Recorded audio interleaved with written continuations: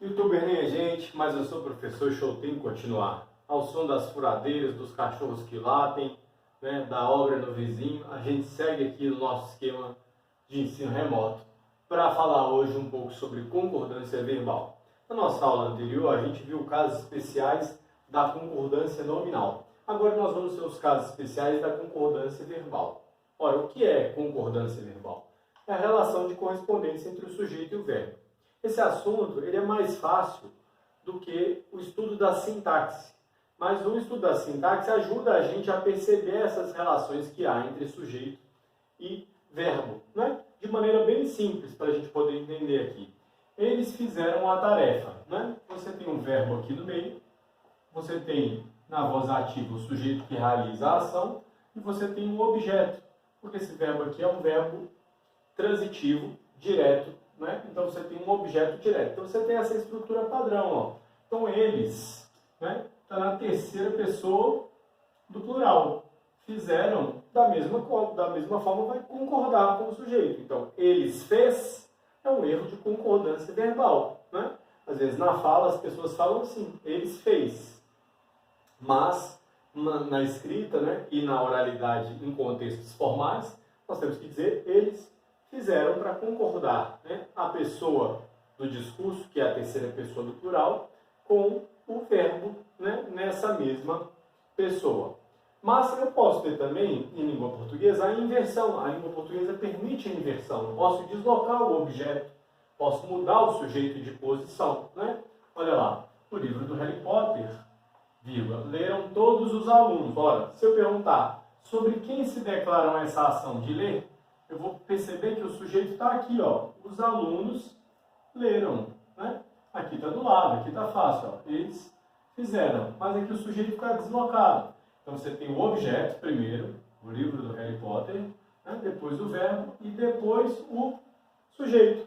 Então, da mesma forma, o livro do Harry Potter leu todos os alunos, também não daria muito certo, né? Porque você não estaria fazendo a correspondência entre o plural, os alunos, né? Que corresponde à pessoa eles, e o verbo ler na terceira pessoa do plural, leram. Tudo bem? Então, são muitos os casos, são muitas as regras. Eu vou tentar facilitar. Em vez de descrever uma por uma de todas as regras, eu vou passar aquilo que é mais comum, mais usual, né, de maneira rápida, para a gente poder ver, pelo menos aí, né, alguns desses casos principais. Vai levar mais de uma aula, porque são muitos os casos. Por exemplo, quando você tem a ideia de parte, né, um partitivo seguido de um substantivo, ou um termo na função substantiva. Quando você tem isso aqui, é muito comum ver esse tipo de erro. Você diz lá, a maioria dos gatos não gosta de água. Ó, o verbo está aqui. Se eu perguntar quem é o sujeito desse verbo? Ora, a maioria dos gatos. Tudo isso aqui é o meu sujeito. Tudo bem? E onde está o núcleo do sujeito? Ele está aqui, ó. A maioria. Tudo bem? A é a de nominal, né? E dos gatos é também a de nominal. Aqui é um artigo, né? E aqui é uma locução adjetiva. Então, muitas pessoas escrevem a maioria dos gatos não gostam de água, fazendo a concordância do verbo gostar com gatos.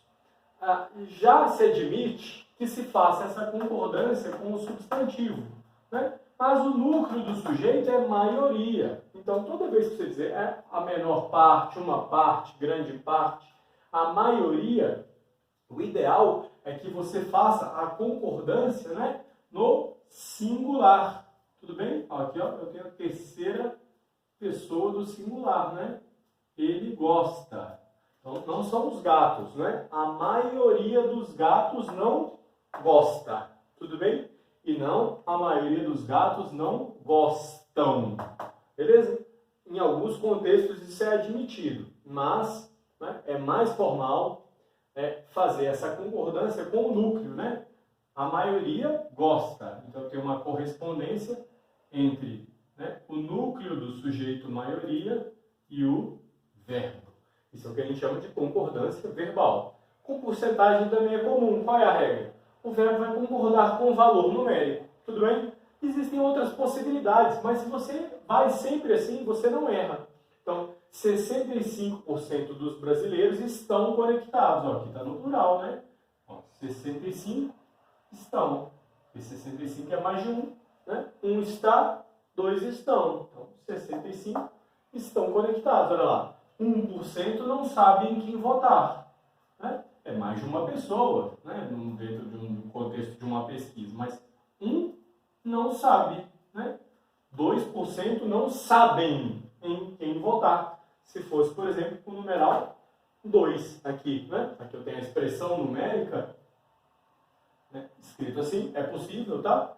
Em contexto de porcentagem, a gente escrever dessa maneira, assim como é possível a gente fazer o numeral por extenso dessa forma. Das duas maneiras está correto. Então, o verbo concorda com o valor numérico, né? Estão 65, né? Sabe. Tudo bem? Quando a expressão é fracionária, o verbo vai concordar, né? O verbo concorda com o numerador. Então, assim, ó, 1/2, né? 2/3. Olha para cá, ó.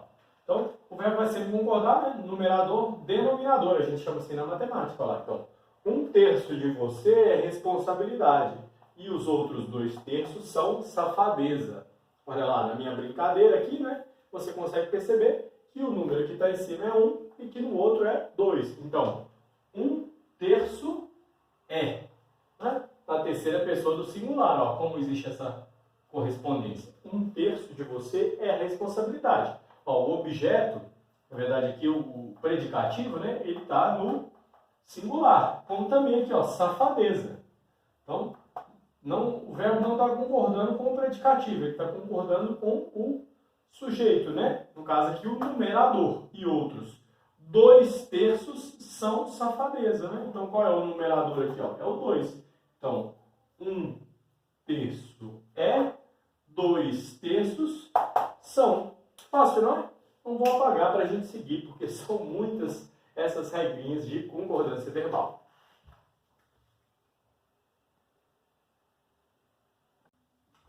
Seguindo então com outros casos, quando eu tenho quantidade aproximada, né, mais de, menos de, cerca de, perto de, o verbo vai concordar com o substantivo. É um pouquinho diferente essa regra. Vamos lá. Cerca de 50.000 pessoas estavam no estádio. Ó. Então, cerca de 50.000 pessoas, tudo isso aqui é o sujeito. Mas o verbo vai concordar com o substantivo pessoas. Tudo bem? É mais de um, né? De novo aqui, ó, mais de um corredor abandonou a prova. Então, ó, aqui está no plural, ó, pessoas estavam. Né? O sujeito é mais de um corredor, mas corredor, mais de um corredor abandonou. Né? Tá aqui, ó, o substantivo. Então, o verbo vem na terceira pessoa do singular, porque o substantivo está no singular. Aqui o verbo está na terceira pessoa do plural, porque o substantivo, né, pessoas, está no plural. Tudo bem? Preste atenção, depois reveja as regrinhas, para que você se lembre na hora de escrever. Com relação aos pronomes relativos, existe uma confusão. Porque o que, pronome relativo, normalmente, né, ele vai estar relacionado com o termo anterior. E aí o verbo vai concordar com esse termo, né? Fui eu que fiz. Então, eu fiz, tu fizeste, ele fez. Mas, ó, mesmo se eu tiver o eu aqui e em vez do que eu tiver o quem, eu vou ter uma concordância com terceira pessoa do singular. Tudo bem? Fui eu que fiz, né? Fui eu quem fez. Então, o fez aqui, ó, vai concordar com o quem. E o fiz vai concordar com o eu. Então, repare se você vai usar o que ou o quem, né? Os alunos têm mania de falar, foi eu, professor. Eu falo, não, foi ele, fui eu. Ele fala, não, foi eu. Eu falo, não, eu fui, ele foi. Né? Então, não é a mesma coisa, preste atenção, a depender do verbo que você estiver usando. Né? O fui está concordando com o eu estou falando com relação a esse segundo verbo aqui, né? Na segunda oração. Então, fui eu quem pintou esse quadro. Né? Então, ó, o pintou aqui está na terceira pessoa do singular, concordando com o quem. Então, se eu fosse alterar para o que, como ficaria? Fui eu que pintei esse quadro, né? Igual eu fiz aqui, concordaria com o eu. Tudo bem? Atenção, então, quando tiver os pronomes relativos que ou quem. Se eu tiver um indefinido e o pessoal, Quando os dois estiverem no plural, você pode concordar das duas formas. Mas se estiver no singular, você vai ter que concordar com o pronome indefinido.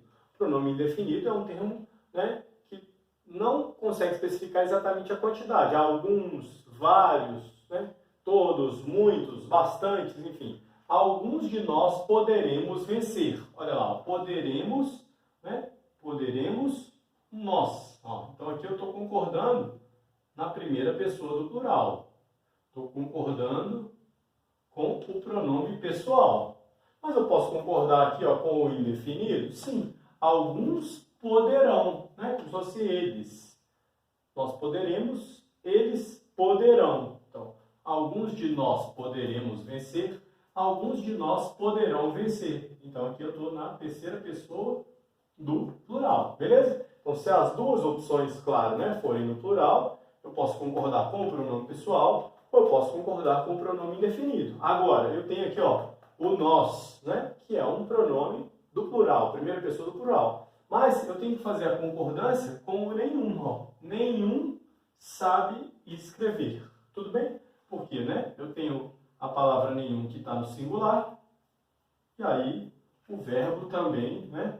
O substantivo, no caso ali, ó, o pronome indefinido está no singular, logo o verbo também vai estar no singular. Então, atenção, nenhum de nós sabe escrever.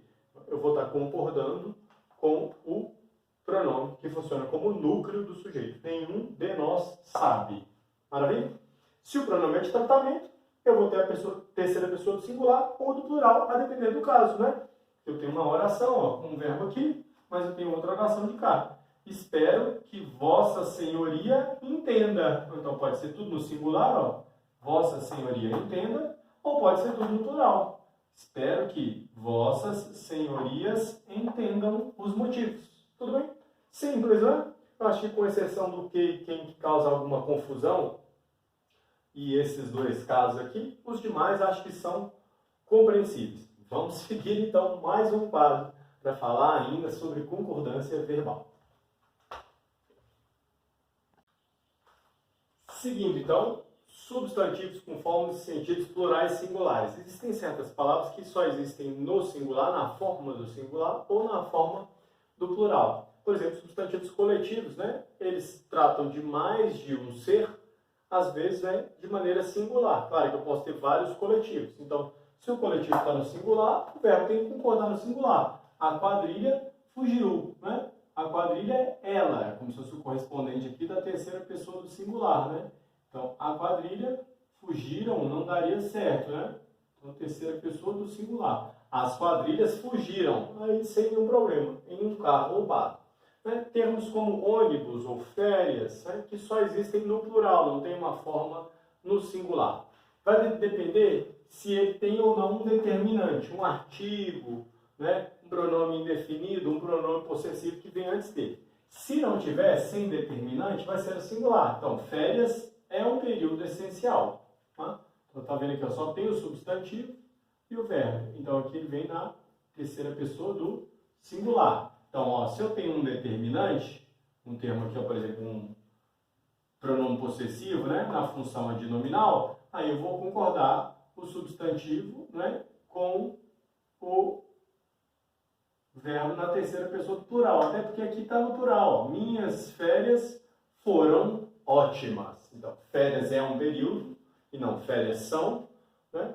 Minhas férias é ótima. Não, minhas férias foram ótimas. Vai depender se tem ou não um determinante, tá? Sem determinante, singular. Com determinante, no plural. Se o núcleo do substantivo é um substantivo próprio, segue a mesma regra. Então, Memórias Póstumas, ó, tá no plural. É um livro, né? É um clássico da literatura nacional. Então, não tem o substantivo livro aqui, ó, mas eu sei que se refere a um livro. Então, Memórias Póstumas é. Não tem nenhum determinante aqui, ó, tá vendo? As Memórias Póstumas são um clássico. Se tivesse o artigo aqui, por exemplo, como é o caso do próximo caso, né? O nome do país, substantivo próprio. Os Estados Unidos é um país, né? Estados Unidos é um país, tudo bem? Mas os Estados Unidos ainda são uma grande potência, né? Porque eu tenho um determinante, e aqui está tudo no plural, então eu tenho que fazer a concordância no plural. Aqui, terceira pessoa do plural, né? São, e aqui, terceira pessoa do singular, é. Tudo bem? Vamos falar então sobre os casos do sujeito composto, né? Sujeitos compostos. Eu tenho 2 casos aqui e mais 3 no próximo quadro ainda. Essa é uma aula mais rápida, né? Mas que demanda da gente essa cópia, para a gente ter pelo menos os exemplos. E ainda vamos ter outra aula só sobre concordância verbal, para vocês verem como são extensos os casos e como é normal que a gente se confunda às vezes na hora que está escrevendo. Bom, se o sujeito, né, vem depois do verbo, existem 2 formas de concordar. Entraram em campo o técnico e os jogadores. Ó. Então aqui está no singular, mas aqui está no plural. Então, né, é mais de um, são 2 núcleos, né, técnico e jogadores, é o que a gente chama de sujeito composto. Então o técnico e os jogadores entraram. Disse que se você invertesse os jogadores e o técnico entrou em campo, seria certo. Mas eu tendo a discordar dessa possibilidade. Para que você não erre, coloque sempre no plural se o sujeito é composto. Então não faça concordância atrativa. Então, o técnico e os jogadores entraram em campo. Né? Não importa se está no singular e aqui no plural. Os jogadores e o técnico entraram em campo. Então, se você tem um sujeito composto, a minha dica é, use a terceira pessoa do plural. Não tente fazer concordância atrativa só porque esse termo aqui está no singular, por exemplo.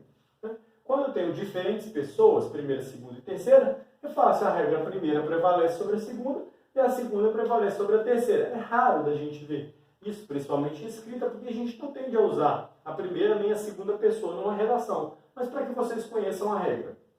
Eu e você, né, a primeira e a terceira pessoa, ora, se a primeira prevalece sobre a segunda, né, a primeira prevalece sobre a terceira também. Como se eu estivesse usando você como se fosse o tu aqui, né? Eu e você devemos, né? Então aqui eu tenho a equivalência como se fosse o nós, né? A primeira pessoa do plural.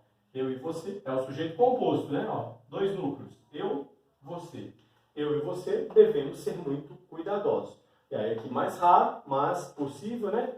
Tu e ele deveis ser muito cuidadosos, né? Tu e ele devemos, tu e ele devem. Não. Tu e ele deveis. Por quê? Deveis é a forma, né, do vós, que corresponde à segunda pessoa do plural. Se são 2 núcleos, tu e ele, eu tenho que colocar o verbo no plural. Não é possível usar aqui a forma do singular. E se eu tenho a segunda pessoa prevalece sobre a terceira. Tu e ele deveis ser muito cuidadosos. Se você tem dificuldade de conjugar o vós, reveja as aulas do 2º ano em que eu estou falando agora um pouco a respeito da conjugação verbal, tanto dos verbos regulares quanto dos irregulares. Então, vou apagar para o último quadro 3 exemplos super rápidos. Não saia daí.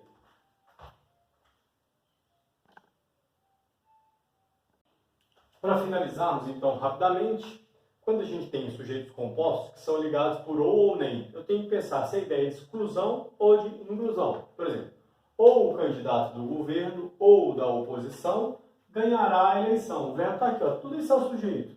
Então, ou esse ganhará. A ideia é de exclusão, né? Não é de soma. Ou um ou outro ganhará. Então, eu tenho 2 núcleos, né? O da oposição, ou o candidato do governo, ou o candidato da oposição ganhará. Por quê? A ideia aqui não é ou um ou outro. A ideia é de exclusão. Se a ideia é de exclusão, o verbo vai vir na terceira pessoa do singular. É o caso. Mas se a ideia é de inclusão, de soma, ó, eu tenho soma pela negação, por exemplo. Nem a viagem, nem a festa alegraram o meu dia. Então, tudo isso aqui é o meu sujeito, né? Igual na de cima, ó, tudo isso aqui é o sujeito. Ó. Né? Nem a festa, nem a viagem. Eu tenho 2 núcleos. Mas a ideia aqui é de soma, né? A ideia é de inclusão. Então, se eu tenho a ideia de inclusão, o verbo vai ficar aqui na terceira pessoa do plural, né? Adição, soma. E aqui, não, a ideia é de exclusão. A mesma coisa se for um e outro, e soma. Né? Um ou outro exclui. Nenhum nem outro também soma, né? Um e outro, nenhum nem outro são opções de soma. Então, nenhum nem outro conseguiram. Né? Então, ó, tenho um e o outro, mas eu tenho nem, né? Nem um nem outro conseguiram, terceira pessoa do plural, é a mesma regra acima. Um ou outro se sairá melhor dessa. Então, um ou a ideia de exclusão, logo o verbo, né, vai para a terceira pessoa do singular. Se fosse um e outro se sairão melhor nessa. Né? Teria que verificar se a ideia é de exclusão ou se a ideia é de inclusão. Se os núcleos são do mesmo campo semântico, fica fácil. Coloque sempre no plural. A alegria e o entusiasmo do atleta, ó, tudo isso aqui é o sujeito, ó, eram impressionantes, né? A alegria, né, ó, o e somando, e o entusiasmo eram terceira pessoa do plural, né? Da mesma forma, sua dor e sua angústia, ó, de novo aqui, ó, pareciam. É a terceira pessoa do plural. O sujeito é composto, né? Sua dor e sua alegria pareciam não ter fim. Isso é possível, por exemplo, você dizer sua dor e sua angústia parecia não ter fim. Aí você está dando destaque para a angústia. Mas qual seria a função de dizer sua dor e sua angústia e usar o verbo no singular? Para mim, não faz tanto sentido assim. Então, nesse caso, se você tem, né, núcleos de um mesmo campo de ideias, né, de um mesmo campo semântico, coloque o verbo na terceira pessoa do plural e você não errará. Obrigado pela sua atenção. Né? Extenso em quantidade de quadros, mas mais objetivo, né, na forma de perceber esse conteúdo. A gente ainda vai ter uma próxima aula só para continuar, para terminar esse assunto chamado concordância verbal. Obrigado, até logo.